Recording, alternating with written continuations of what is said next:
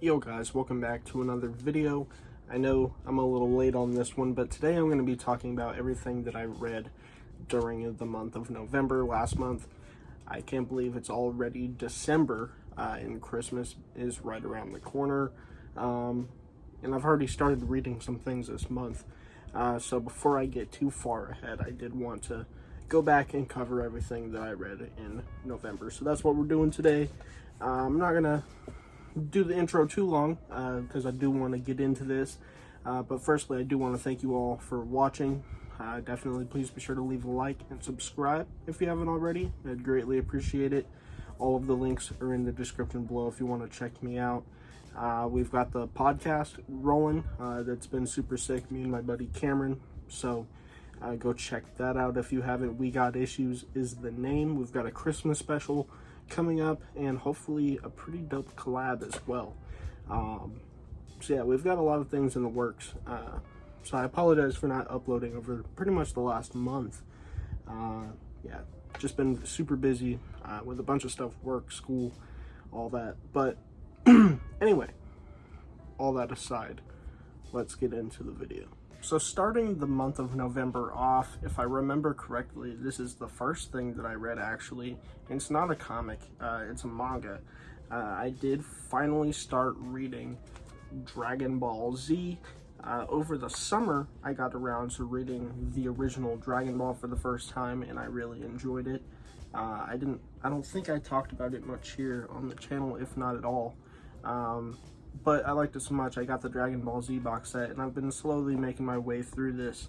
So yeah, in November, at the beginning there, I believe I started it from the beginning actually in November, and I made it all the way through volume 12. I read, what is that, the Saiyan Saga, and what other stuff is in there, and then through the Frieza Saga, where we get, the first appearance of Goku going Super Saiyan and fighting Frieza and all that shit. And here at the end here, we got the appearance of future Trunks, and we're about to see the Android Saga, or the Android Arc, or whatever they call it. But yeah, man, Dragon Ball Z is super dope. I grew up with Dragon Ball here and there. Like, I was never super into it, but I definitely had some Dragon Ball phases growing up when I was in preteen and going through middle school. So I've always been familiar with Dragon Ball, but I've never actually gotten fully into it and read it or watched it start to finish. So this is my first like full experience with Dragon Ball and Dragon Ball Z. So yeah, I'm really enjoying it. So yeah, hopefully early next year. I don't know if I'll get to it this month, but hopefully, early next year, I'll actually get around to knocking out the Dragon Ball Z box set. And while I'm on the topic of manga, I might as well just knock this out. I've been reading Berserk. Me and Cameron have been doing a read-through for the podcast. This is my first time ever reading Berserk and his third time reading it. He's a huge Berserk fan. I'm a fan of the series as well, though I never really got super far into it when I read it originally. I read it several years ago when I was in middle school. I read the Black Swordsman arc and I think a little bit of the Golden Age arc, but nothing past it. But yeah, so this is my first time fully going in it and reading it alongside my buddy, who's a big fan of it, who's read it multiple times, and doing the podcast for the deep dive episodes, which be expecting episode 2 of that on the pod this coming Friday. We covered the Golden Age arc, so yeah, that was super fun. But anyways, it's been a really great experience. I'm loving Berserk. Let me see here. This is the one I have in my hands here is Deluxe 4, which has most of the Golden Age. I believe I read through at least Deluxe 4 during the month of November, and then I think I wrapped up the Golden Age, which is halfway through or 2/3 of the way through the 5th deluxe here in December, so that doesn't really count. But yeah, I read the vast majority of the Golden Age arc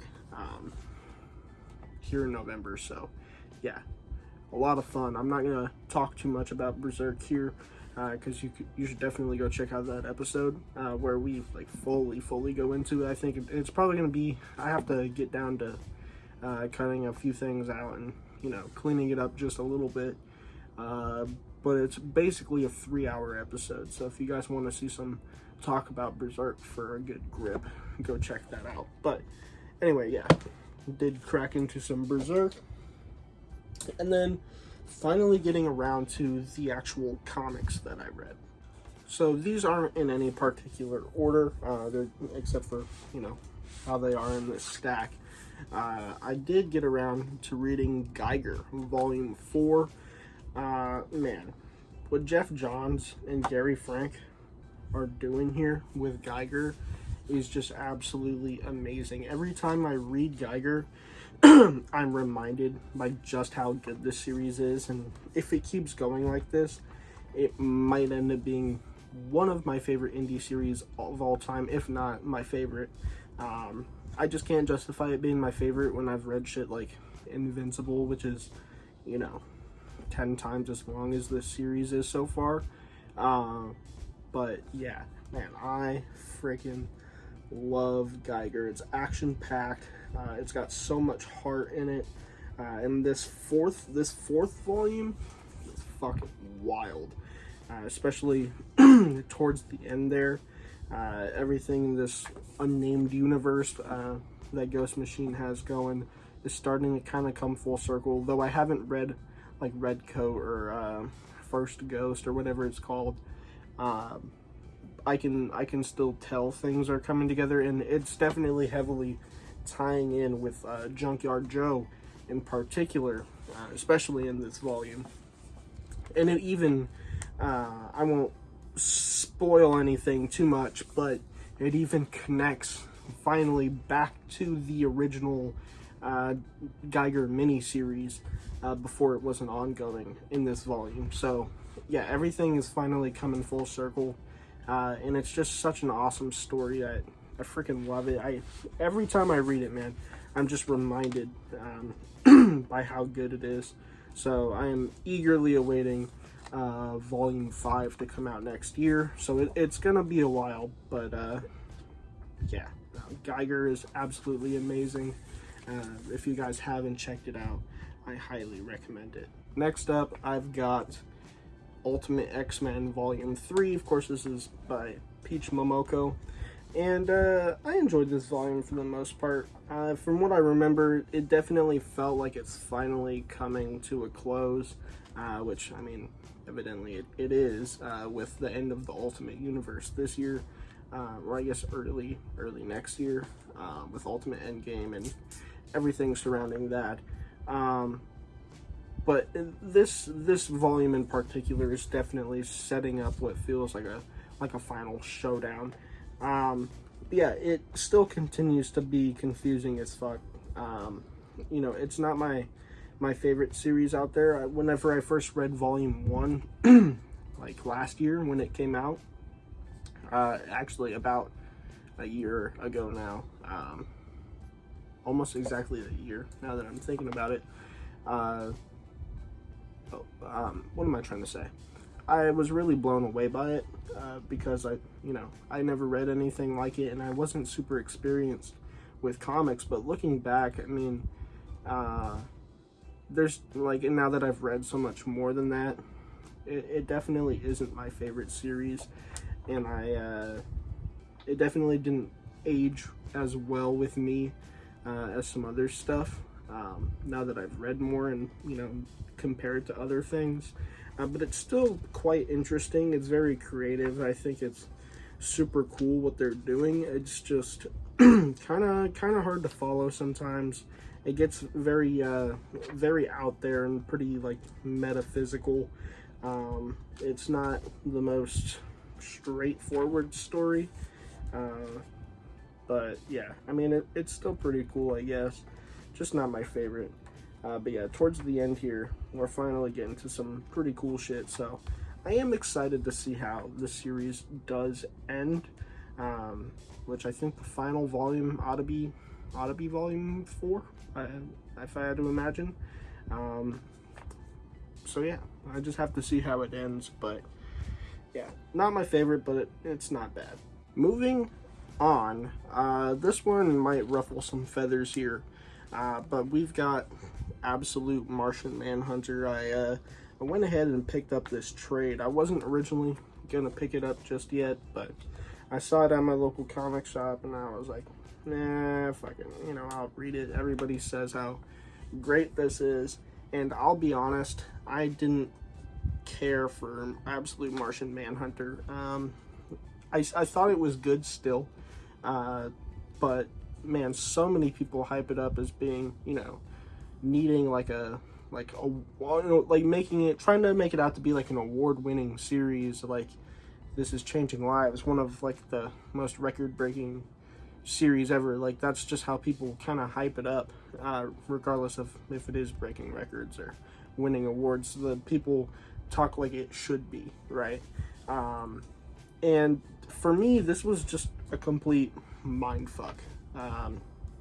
And I can do with a series doing some cool stuff and being artsy and weird at times, and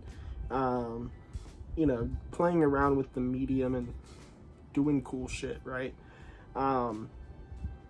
But it just didn't hit for me. What I've come to find out after talking to some people recently, particularly about Absolute Martian Manhunter and other books like and other writers like Grant Morrison and Jonathan Hickman, who tend to write kind of non-linear, weird stories that kind of feel disconnected and disjointed at times, that are kind of out there and artsy. I tend to not like those stories as much. I guess when it comes to storytelling and the stories that I enjoy, I'm a pretty straightforward kind of guy. And super avant-garde, kind of artsy-fartsy kind of stuff like this just isn't my jam, and I can absolutely appreciate it. But it's more, to me, stuff like this is more of a visual experience than actually being like a good story, if that makes sense. And I'm not trying to discredit it and say that it's bad, but it's just not my jam. And like I said, I can absolutely appreciate it. There are some really, really cool visuals throughout. Like I don't want to get too much into spoilers, but the colors in this book are fucking beautiful, man. Who does the coloring? I think it might just be all Javier Rodriguez. Yeah, he's doing the pencils, and colors, the inks, like everything. But shit like that, I mean, that basically sums up the entire series, right? Or at least so far. Maybe volume 2 when that comes back from hiatus. I think it actually is back now, unless it comes back later or early next year. I don't remember, but hopefully volume 2 will like lock in a little bit and give us a little bit more of a straightforward story and kind of get somewhere with this. I'm hoping so, at least. But in this first volume, man, it's really fucking weird, and I didn't vibe with it nearly as much as I had wanted to, and based on how people talk about it online. But yeah, I mean, it was all right. I definitely think when it comes to the absolute titles, I might make a follow-up video about that sometime, because I remember I made a video talking about the absolute titles. What was that? Early in this year, talking about my rankings for the absolute titles. And now that we have more of the absolute books out, and we're a year into the absolute universe at this point, maybe I should do a follow-up. But spoiler alert, I still think Absolute Batman is like, it clears all of the absolute titles, and easily at that. It just speaks to me more than any of the other books do. But yeah, I mean, that's one of the things, again, that I can kind of appreciate about the absolute universe in particular, is I feel like all of the books in the series they hit on a different vibe that different people can pick apart and appreciate. Different strokes for different folks, right?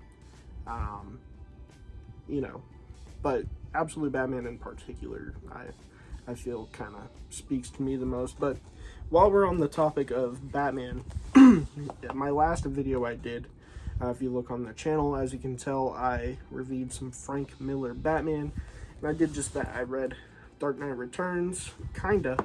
I'll get to that in a minute, and then I read Year One. We start with Year One, right? I really enjoyed Year One. You know, it's only, what was that, 4 issues or something like that? But man, it's so cool. I love this sort of, I mean, it's the Batman Year One story, but it's also very much a Jim Gordon Year One story. And one of my favorite Batman movies, well, probably my favorite Batman movie, is the Matt Reeves Pattinson movie, right? Which is heavily inspired by this book and some others that I'll talk about here in a minute. So seeing like those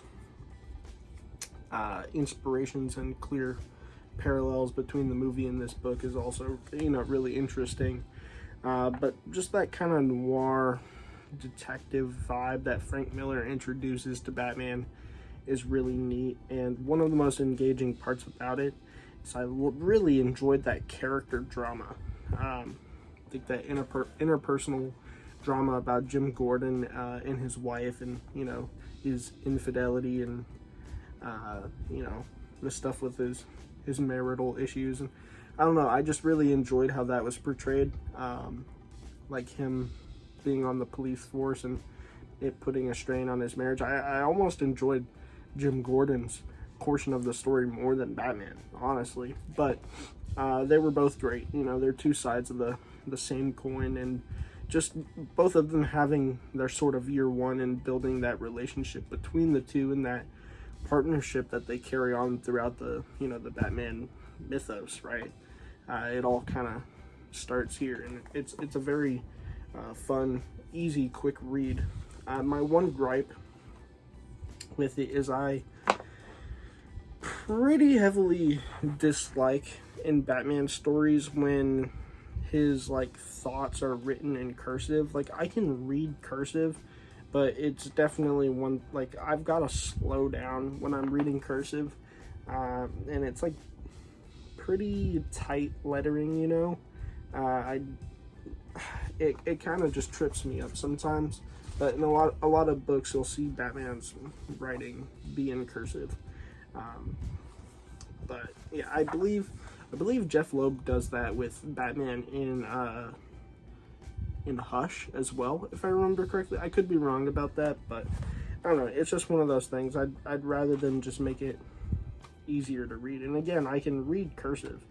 It's just not as quick reading cursive as I am normal script. But on the opposite end of the spectrum, I have Dark Knight Returns. Now, I only read the first issue of Dark Knight Returns, and it's kind of like a giant-sized issue, right? How many issues are there in Dark Knight Returns? I don't even know. Maybe it's 5 issues or something like that. But I'll be honest, I did not like that first issue, and it turned me away from continuing at all. Maybe I'll come back to it again someday, but I kind of talked about this in the video. The story just kind of felt disjointed, and I really disliked the paneling in this book, especially with like all the news reports and everything. Like, this is just fucking atrocious, man. And the way that the lettering is above the panels and below it, and it's, I don't know, I can tell maybe they're trying to be artsy and different and unique with it, trying to get outside the box, quite literally. But yeah, I really fucking hate this. And it has a really cool initial premise, right? Kind of Batman stepping away, or Bruce Wayne stepping away from being Batman, and the name of Batman kind of dissolves into being just a Gotham myth, like a hoax, right? And crime starts to spiral and get out of control, and then one day Bruce Wayne, as an older man, just kind of snaps, and he goes back to being Batman. And then all of these youngsters, these modern gangsters, end up learning the hard way that the Batman myth from years past is very much true. And he starts, going back to his ways and beating ass. Like, I think that that's really cool. I just think the art style is not my favorite. Who did the art for this? Klaus Janson? Yeah, not a big fan of the art, I'll be honest. The art isn't everything, of course. You can have kind of mediocre art, but if you have a great story, that's awesome. But for me, just everything, at least in that first issue, it was just piling up, and I was like, man, I really don't care to continue. Like, I can be reading better things right now. And that's just kind of how I felt. So, like I said, I might go back to it someday, but yeah, I thought this was really mediocre for what I read. And again, I'm hesitant to talk too poorly on it because I only read the first issue, but I've never really had a book turn me off like that so much. It's only happened very few times. And I'm usually pretty positive on the books I review and talk about anyway. Like, I'm lucky enough to where everything that I've read so far, for the most part, has just been very good. I guess I just haven't read enough to find stuff that I don't like. I'm not a hard person to please when it comes to comics and just, fiction in general. But yeah, for me, man, this definitely was not it. And then moving on to the final thing that I read during the month of November, I cracked open the Jeff Loeb Tim Sale Batman Omnibus. This has multiple stories in it. It has the entire Long Halloween saga, which contains the Haunted Night stories, Long Halloween, Dark Victory, and then Catwoman When in Rome. So yeah, and I'm just gonna flat out say it, man. This omnibus is one of the best books, bang for your buck, I think, on the market. Tim Sale's art alone makes this worth buying. I absolutely adore Tim Sale's art. I was first introduced to his shit when reading Daredevil Yellow, which is one of my favorite books of all time.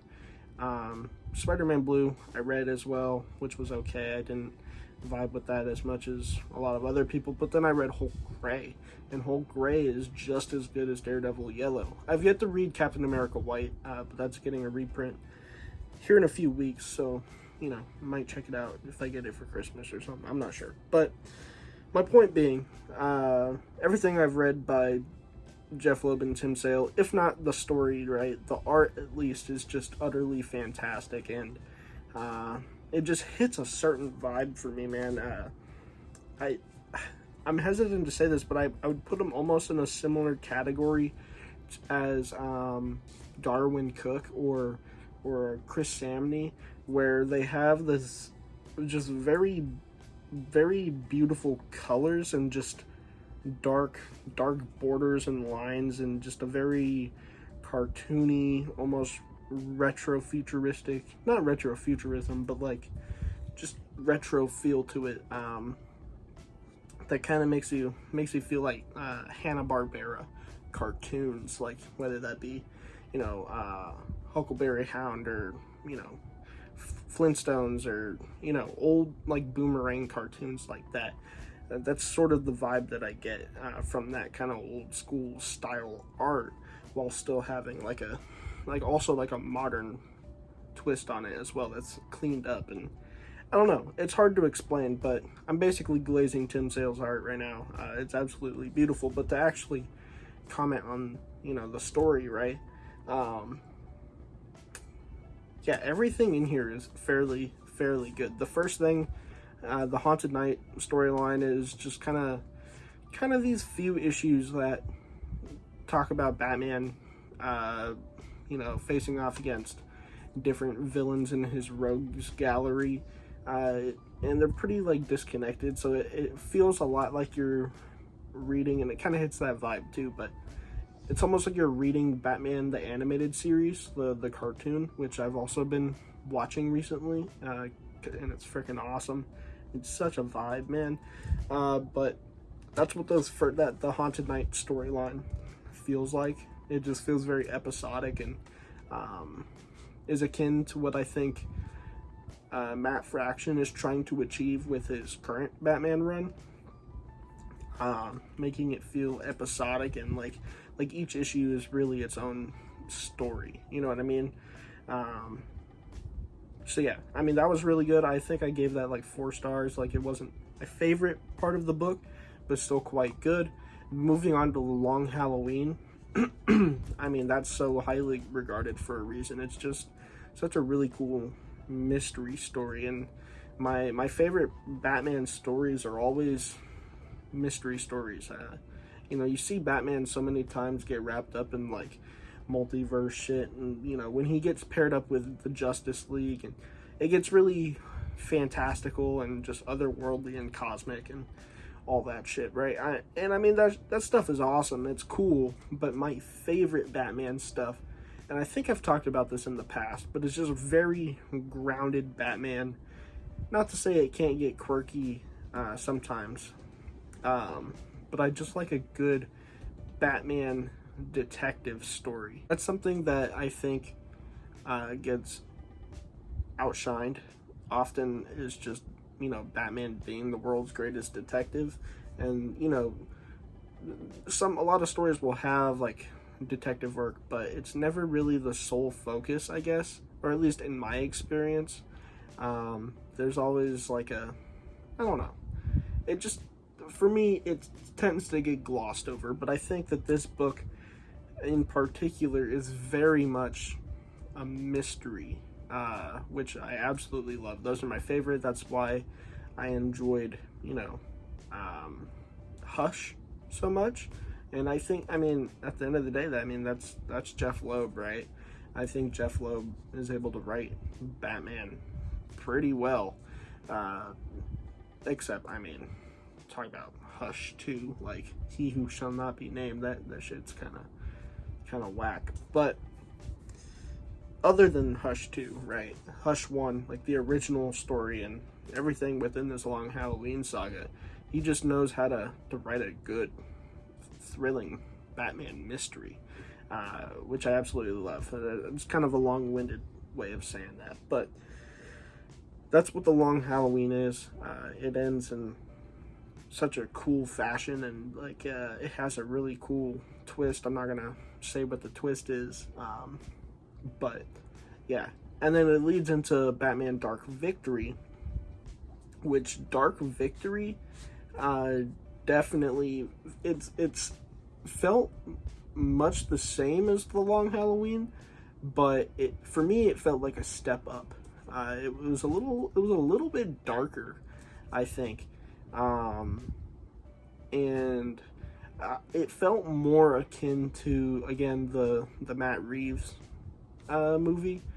I could see a lot of the inspiration drawn from Dark Victory in particular, and then thinking back on it, I mean, that the Batman movie is like a mix of Dark Victory and Year One.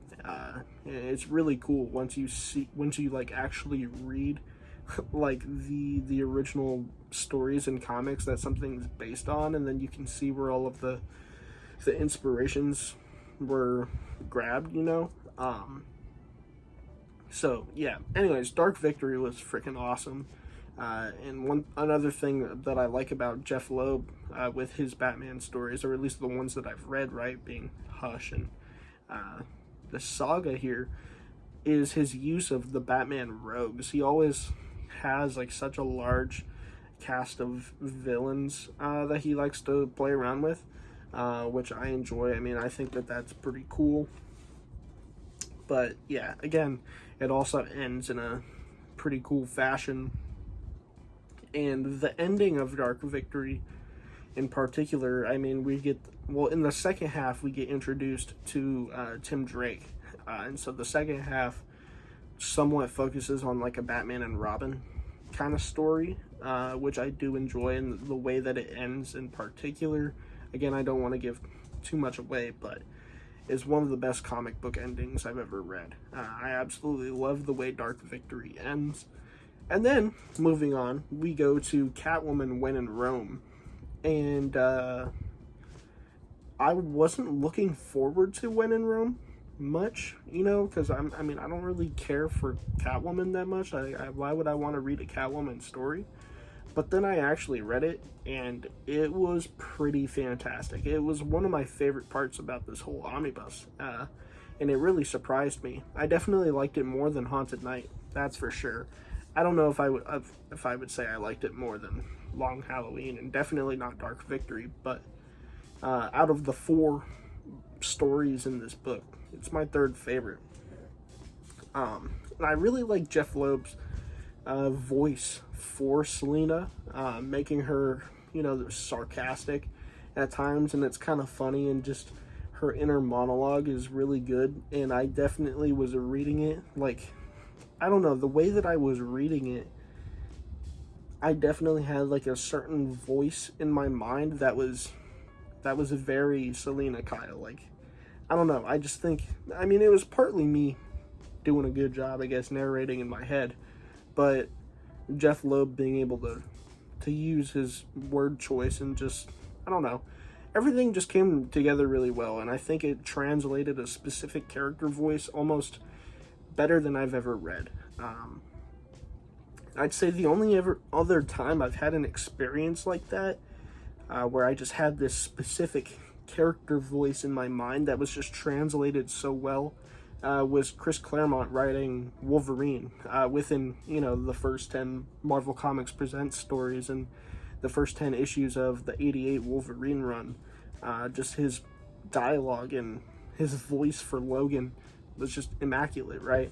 It was a very similar feel and experience that I had to reading Wolverine for the first time. But then Tim Sale's art, again, they really know how to make Selina Kyle into this, like, you know, sexy femme fatale kind of character, which is what she's supposed to be, right? And just teaming her up with the Riddler and the funny moments that has, you know, them two being in Rome, and I don't know, it's just a really cool kind of side adventure that has a surprising amount of underlying, like, emotion to it. But yeah, man, I really freaking enjoyed Catwoman When in Rome, and it was probably my most surprising read of the month. But anyways, that is just about everything that I read in the month of November. I did read some floppy issues, and I was going to talk about those, but I don't know, I'm just going to stick to talking about the collected editions for now. Maybe someday I'll talk about the single issues I've been reading, but yeah, I don't know what I'm trying to say. Not the video for that, I guess. But anyway, I've already started reading some stuff this month. I guess I'll give you guys some insight into what I've been reading. Like I said, I finished the Golden Age arc of Berserk, so we're into deluxe number 5 now. We're taking a break with Berserk to read some other things, but we're picking it back up with the new year in January, and we're going to be blazing through Berserk to the end, which I'm really excited for. That's just going to be awesome. So, got that going on. What else am I reading? I finished Animal Man by Grant Morrison. I read that yesterday. I basically read that omnibus in one day, like 26 issues, which I'm going to do a separate video on that, so stay tuned for that. So yeah, I read Animal Man, and then I'm about to start reading Tom Taylor's Nightwing. But yeah, I'm not trying to read anything too long right now. I kind of want to read a lot of my shorter stuff and get that out of the way.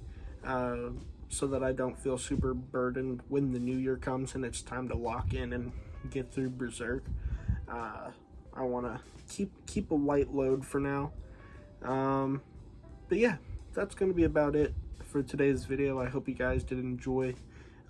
Definitely, like I said, leave a like, subscribe, all that shit. Let me know what you guys thought in the comments. Or if you want to join the Discord, talk to the homies and myself at length, that would be awesome. I mean, the server, we've got some comic book homies in there now, so it's been low-key popping off lately. So definitely join that. Check out the pod. I mean, yeah, the pod is a masterwork that we've been doing, so yeah, I highly recommend you guys check that out. It's been just a ton of fun chopping it up with the homie Cam. But yeah, guys, thank you all for watching, and I'll catch you guys in the next one.